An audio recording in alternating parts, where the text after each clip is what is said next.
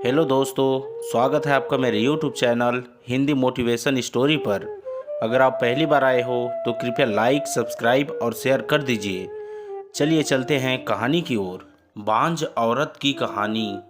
आज रानी जल्दी उठ गई क्योंकि आज का दिन उसके लिए बहुत ही महत्वपूर्ण था। अकेलापन दूर करने के लिए अपने लिए जिनको एक कारण घर लेकर आ रही थी, देखा जाए तो बहुत खुश भी थी और थोड़ी सी नाराज भी थी, क्योंकि पिछले 7 साल की यादें उसे रात भर सोने नहीं देती थी और अब स्वस्थ बैठने भी नहीं देती थी। चाय का कप लेकर वह गैलरी में आकर बैठी और गुजरा हुआ कल उसके आंखों के सामने आने लगा। बेटा, तुम्हें ऐसे नहीं जाना चाहिए था। शादी होने के बाद उसे अंत तक निभाना चाहिए था। ऐसा ही समझो कि तुम्हारा नसीब ही खराब है। कोई क्या करेगा। अगर माँ बन सकती तो बात ही अलग होती। मैं माँ नहीं बन सकती, इसमें मेरी क्या गलती है। यह सब मेरे हाथों में है क्या। माँ नहीं बन सकती इसका मतलब मैं इंसान नहीं हूँ क्या। मेरी कोई फीलिंग्स नहीं है क्या। मिनट मिनट में मेरा अपमान करने वाले, मेरा जीना मुश्किल करने वाले लोगों के साथ में ज़िंदगी कैसे बिताऊं। वह जो कहेंगे वह सुनना। रानी और माँ की यह सब बातें चालू थी तब पापा आए। यह देखो बेटा, मैं तो एक कपड़े की दुकान पर काम करता था, अभी उम्र हो गई तो कोई काम भी नहीं देता है। और तुम्हारा भाई हर्षल तो परदेश में अपने गृहस्थी में मग्न हो गया है। तुम कहती हो तो मैं तुम्हारे ससुराल वालों से बोलता हूँ, पर तुम अपने ससुराल वापस चली जाओ, ऐसा मुझे लगता है। नहीं पापा, कुछ भी हो जाए मैं उस घर में वापस नहीं जाऊंगी। वहाँ पर मुझे घुटन सी होती है। वहाँ मिलने वाला अपमान, बेइज्जती से मैं थक चुकी हूँ। शादी के पहले मैं मेरे पैरों पर खड़ा रहना चाहती थी, पर मेरा ग्रेजुएशन होते ही आपने मेरी शादी करवा दी। तभी मैंने आपके दबाव में आकर शादी की, पर अभी जब मुझे आपके सहारे की ज़रूरत है तो आप पीछे हट रहे हो। शादी के बाद लड़की ससुराल में ही शोभा बढ़ाती है। मायके में 4 दिन ही रहना अच्छा लगता है रानी। लोग क्या बोलेंगे। शादी मतलब कोई खेल नहीं है बेटा। पापा गुस्से में ही बोल रहे थे। उस घर वापस जाना अब मुमकिन नहीं है पापा।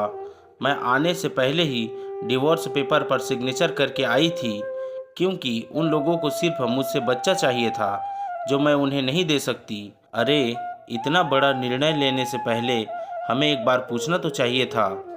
जन्मदाता हैं हम तुम्हारे। पापा, शादी होने के बाद मैं आपको बताती थी और माँ को भी कि कैसे छल होता है मेरे साथ वहाँ पर। 2 साल में कभी मुझे मेरे मन मुताबिक रहने नहीं दिया। जब मेरी रिपोर्ट आई और समझा कि मैं कभी माँ नहीं बन सकती, वैसे ही इन लोगों ने मुझे अपने असली रंग दिखाना चालू कर दिया।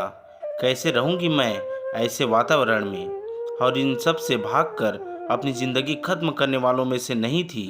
यह देखो बेटा, हर्षल ने दिए हुए पैसे से ही मेरा और तुम्हारे माँ का जैसे तैसे खर्चा चलता है। उसमें तुम्हारा खर्चा उठाना थोड़ा सा कठिन होगा। डिवोर्स पेपर पर साइन करने से पहले इन सब का विचार मैंने किया था। मेरे पास के सोने के गहने लेकर मैं आई हूँ और एजुकेशन लोन निकालकर मैं 6 महीनों का एक कोर्स करने वाली हूँ, जिसकी आज मार्केट में बहुत ज़रूरत है। उसके बाद मुझे अच्छी कंपनी में नौकरी मिल सकती है। मैं आपके ऊपर आर्थिक बोझ नहीं डालूंगी। मुझे जीवन जीना है, संघर्ष करूंगी और कमाऊंगी, विश्वास कीजिए मेरा। सब लोग क्या बोलेंगे बेटा, क्या जवाब दोगी उन्हें। माँ आंखों का पानी छुपाते हुए बोली। माँ बोलती थी कि वक्त आया तो सच क्या है बोल देना चाहिए। जब मुझे ससुराल में जानवरों के जैसा बर्ताव हो रहा था तब कहाँ गए थे यह लोग। समाज में बड़ा करो, शादी कर दो, बस इतनी ही जिम्मेदारी समझते हैं। बेटियों को बड़ा करके योग्य पढ़ाई देकर खुद के पैरों पर खड़ा करना यह माता पिता की ही जिम्मेदारी होती है, ताकि आगे जाकर कभी खराब हालत हो तो उसे इस्तेमाल कर सके। तय किए मुताबिक रानी ने 6 महीने का कोर्स किया और तुरंत उसे एक अच्छी कंपनी में काम भी मिल गया। वो बहुत खुश हो गई थी। सब अच्छा चल रहा था। बीच में छुट्टी लेकर माता पिता को नज़दीक रहने वाले पर्यटन जगह पर घुमाने लेकर जाती थी। माता पिता बीच में ही दूसरी शादी की बात छेड़ देते थे। कई बार तो लड़कों को देखने के लिए भी बुलाया करते थे।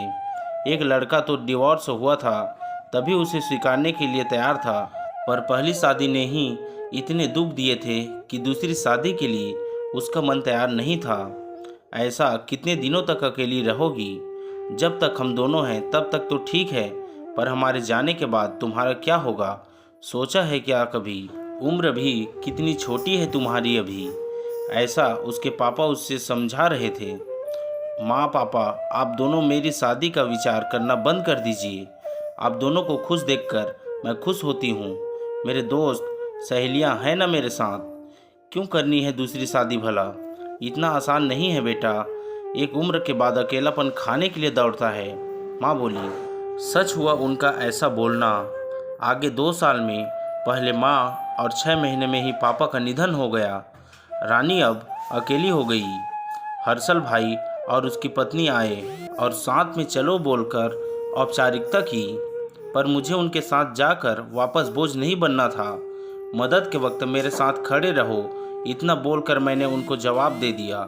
ऑफिस का काम और बहुत सारे दोस्त, सभी लोग की शादी हो गई थी और वह अपने अपने गृहस्थी में मगन हो गए थे। जीने के लिए कोई लक्ष्य मिल ही नहीं रहा था उसे। छुट्टी के दिन ऐसे ही एक मैगजीन पढ़ते समय उसे सिंगल मॉम पर एक बात पढ़ने के लिए मिली और उसे जीने का उद्देश्य मिला। उसने उसी दिन से तय किया और एक 10 साल की लड़की को गोद लेने का प्रयास चालू किया। प्रक्रिया बहुत बड़ी थी, पर बोलते हैं ना, मन में इच्छा हो तो रास्ता मिल जाता है।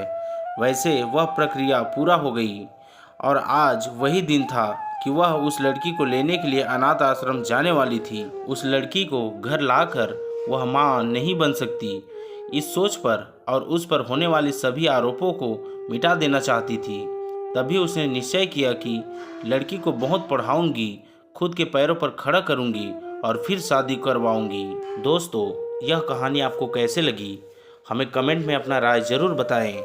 और भी ऐसे कहानियाँ पढ़ने और सुनने के लिए हमारे YouTube चैनल को लाइक, सब्सक्राइब और शेयर ज़रूर करें। धन्यवाद। मिलते हैं और भी ऐसे ही कहानियों पर।